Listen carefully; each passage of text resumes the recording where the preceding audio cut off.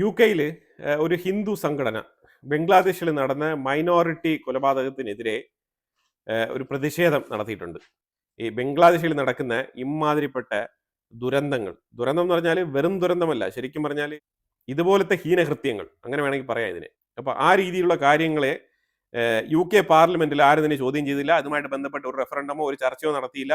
അപ്പം ഈ കാര്യങ്ങൾ പറഞ്ഞിട്ടാണ് ഈ സംഘടന, ഹിന്ദു ആദർശ സംഘ എന്നാണ് ഇവരുടെ പേര്. അപ്പൊ ഈ പേരിലുള്ള സംഘടനയാണ് അവിടെ പ്രതിഷേധം സംഘടിപ്പിച്ചത്. ശനിയാഴ്ച ഖൈബർ പക്തൂൺവ പ്രൊവിൻസിൽ പാകിസ്ഥാൻ ആർമിയുടെ ഒരു ഹെലികോപ്റ്റർ അറ്റാക്ക് ചെയ്യപ്പെട്ടു.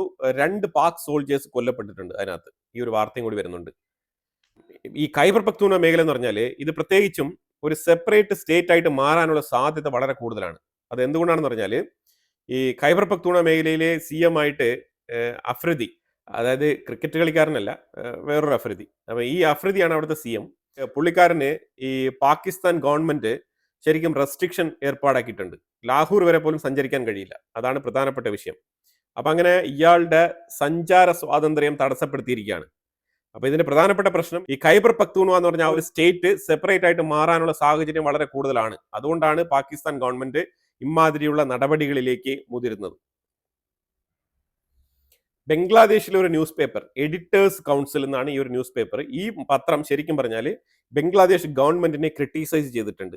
അപ്പൊ ഇനി അടുത്ത ലഹളയിൽ കൃത്യമായിട്ട് ഈ ഒരു പത്രത്തിന്റെ ഓഫീസ് ടാർഗറ്റ് ചെയ്യപ്പെടും. എന്താണോ ഡെയിലി സ്റ്റാർ എന്ന് പറഞ്ഞ ആ പത്രത്തിന് സംഭവിച്ചത്, അതേ മാതൃകയിലുള്ള ആക്രമണങ്ങൾ ഈ പത്ര ഓഫീസിനെതിരെയും നടന്നേക്കാം. അതിന്റെ സാധ്യതകളും വളരെ കൂടുതലാണ്. ഏതാണ്ട് ഒരു 99% നമുക്ക് ഉറപ്പിക്കാം. കാരണം ഇത് ബംഗ്ലാദേശാണ്. അപ്പൊ അതുകൊണ്ടാണ് നമുക്ക് ഇങ്ങനെ ഉറപ്പിച്ച് പറയേണ്ടി വരുന്നത്. കാരണം ബംഗ്ലാദേശിൽ സാധാരണക്കാരൊക്കെ ഭീകരവാദികളൊക്കെ ഇപ്പൊ പൊളിറ്റീഷ്യൻസ് ആയിട്ട് മാറിയിരിക്കുന്ന ഒരു സാഹചര്യമാണ്, തലതിരിഞ്ഞിരിക്കുന്ന ഒരു സാഹചര്യമാണ്. അപ്പൊ അതുകൊണ്ട് തന്നെ അവിടെ എന്തും സംഭവിക്കാനുള്ള സാധ്യതയുണ്ട്. അപ്പൊ അതുകൊണ്ട് ഗവൺമെന്റിനെതിരെയൊക്കെ ഇമാതിരിപ്പെട്ട നെറേറ്റീവ്സ് ഒക്കെ എഴുതി കഴിഞ്ഞാൽ, സത്യസന്ധമായ കാര്യമാണ്, പക്ഷെ എഴുതി കഴിഞ്ഞാൽ പണി കിട്ടും, ഉറപ്പാണ്.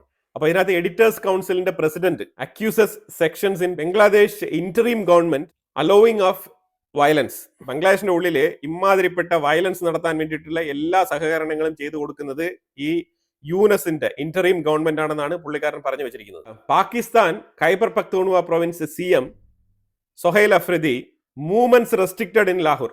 ഇങ്ങനെ ഒരു വാർത്തയും കൂടി വരുന്നുണ്ട്. ഇത് തന്നെയാണ് നമ്മൾ ഖൈബർ പക്തൂൺവ പ്രൊവിൻസിനെ കുറിച്ച് കുറച്ചു മുമ്പ് നമ്മൾ പറഞ്ഞത്.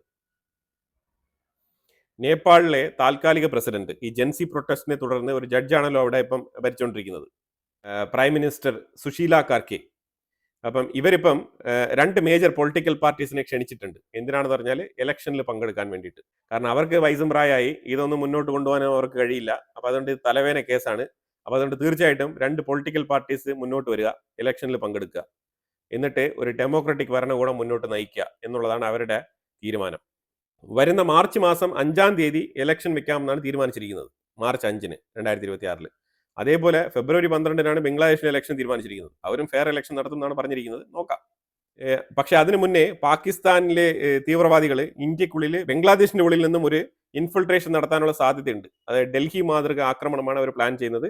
അതിന് വേണ്ടിയിട്ട് തകൃതിയായിട്ട് 10-11 ആൾക്കാരെ കൊണ്ട് ഇറക്കിയിട്ടുണ്ട്. ബംഗ്ലാദേശിന്റെ ഉള്ളിൽ ISIയുടെ ഭീകരന്മാരെ കൊണ്ട് ഇറക്കിയിട്ടുണ്ട്. ബംഗ്ലാദേശിന്റെ ഇലക്ഷൻ നടന്ന് അതിന്റെ റിസൾട്ട് വരുന്നതിന് മുമ്പ് തന്നെ ഇന്ത്യക്കുള്ളിൽ ഒരു ആക്രമണം പ്ലാൻ ചെയ്യുന്നുണ്ട്. ജെയ്ഷെ മുഹമ്മദും ലഷ്കർ-e തൊയ്ബയും. ആ ഒരു മെസ്സേജും കൂടി നിങ്ങൾ തലക്കകത്ത് ഇട്ടോളൂ. അപ്പൊ ഇതിനകത്ത് നേപ്പാളി കോൺഗ്രസ് പ്രസിഡന്റ് ഷെർ ബഹദൂർ എന്ന് പറഞ്ഞ വ്യക്തിക്കും ക്ഷണം ഉണ്ടായിരുന്നു. അതേപോലെ KP Sharma Oli, Nepal communist party coordinator ആയിട്ടുള്ള പുഷ്പ കമാൽ, ഇവർക്കെല്ലാം ക്ഷണമുണ്ടായിരുന്നു. അപ്പൊ വീണ്ടും ഈ കമ്മ്യൂണിസ്റ്റ് പാർട്ടി തന്നെയാണ് അവിടെ മത്സരിക്കാൻ പോകുന്നത്. അപ്പൊ ഇതിനകത്ത് വലിയ മാറ്റങ്ങളൊന്നും സംഭവിക്കാനില്ല. ഇടയ്ക്ക് ജൻസി പ്രൊട്ടസ്റ്റ് നടന്നു എന്നുള്ളത് ഒരു യാഥാർത്ഥ്യമാണെങ്കിലും അതിനെ തുടർന്ന് ഒരു അട്ടിമറി സംഭവിച്ചു എന്നുള്ളതിലുപരിയായിട്ട് വേറെ ഒന്നും തന്നെ സംഭവിച്ചിട്ടില്ല. ഇനിയും KP ശർമ്മ ഒലി മത്സരിക്കാൻ വേണ്ടിയിട്ട് തയ്യാറാവുകയാണ്. അതാണ് നമ്മൾ മനസ്സിലാക്കേണ്ടത്. പിന്നെ എന്തിനായിരുന്നു ഈ ജൻസി പ്രൊട്ടസ്റ്റ്?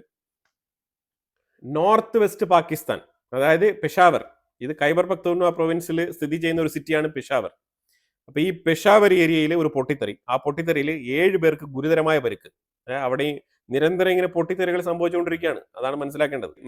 അതുപോലെ പാകിസ്ഥാന്റെ മിലിറ്ററി ഇന്നലെ ബലൂചിസ്ഥാൻ മേഖലയിലേക്ക് കടന്നു കയറി തകൃതിയായിട്ടുള്ള ആക്രമണങ്ങൾ. ഈ ആക്രമണത്തിൽ ഏതാണ്ട് 17 ബലൂച്ചികൾ കൊല്ലപ്പെട്ടു എന്നുള്ള വാർത്തയും വരുന്നുണ്ട്. 17 ബലൂചിസ്ഥാനികൾ കൊല്ലപ്പെട്ടിട്ടുണ്ട്. ട്രംപിന് വന്നൊരു ഗതികേടെ സംഭവം വേറെ ഒന്നുമില്ല.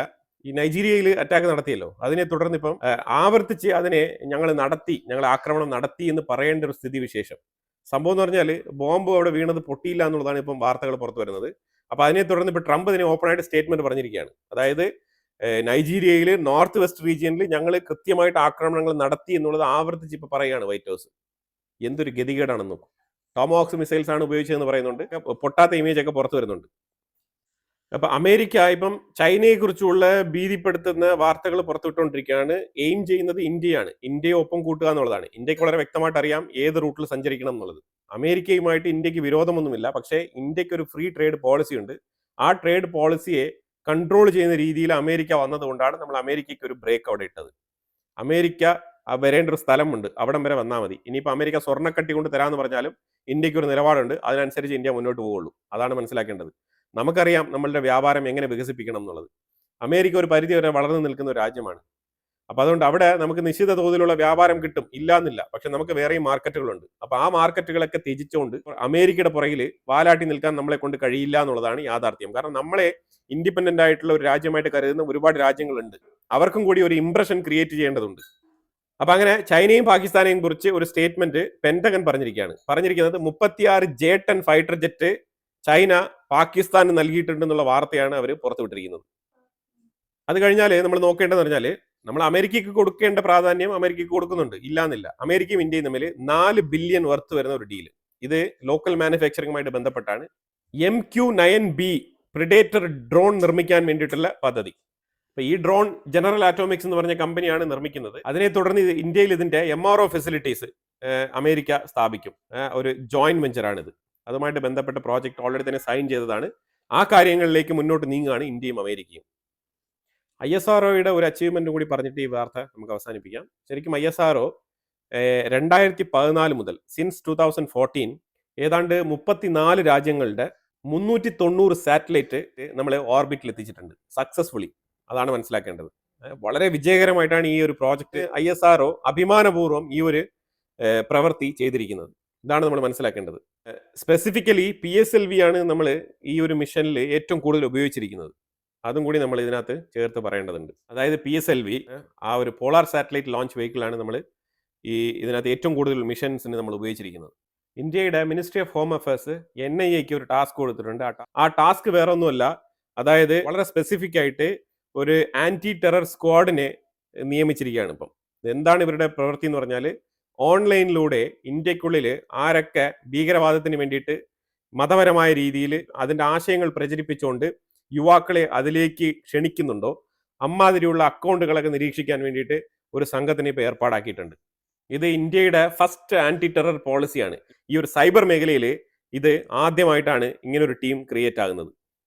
Online radicalisation, border misusing and foreign fund conversion network, ഇത് മൂന്നുമാണ് പ്രത്യേകിച്ച് ടാർഗറ്റ് ചെയ്യുന്നത്. ഇത് വളരെ വ്യക്തമായിട്ട് ഇത് പണ്ടേ നമ്മൾ ചെയ്യേണ്ട വിഷയമാണ്. ഇത് പലതരത്തിൽ NIA ഉൾപ്പെടെയുള്ള പല സെപ്പറേറ്റ് വിങ് ഹാൻഡിൽ ചെയ്തുകൊണ്ടിരുന്ന ഒരു സംഗതിയാണ്. പല ഡിപ്പാർട്ട്മെന്റുകളും ഇത് ഷെയർ ചെയ്ത് നടത്തിക്കൊണ്ടിരുന്ന പ്രവൃത്തിയാണ് ഇപ്പോൾ ഇത് ഓർഗനൈസ് ചെയ്ത് കൃത്യമായിട്ട് ഒരു കുടക്കീഴിൽ കൊണ്ടുവരുന്നത്. ഇത് വളരെ നല്ല പരിപാടിയാണ്. ഈ ടീം ഡയറക്റ്റ് ആയിട്ട് NIAയുടെ കീഴിലായിരിക്കും. NIAക്ക് ആയിരിക്കും ഇവർ റിപ്പോർട്ട് ചെയ്യുന്നത്.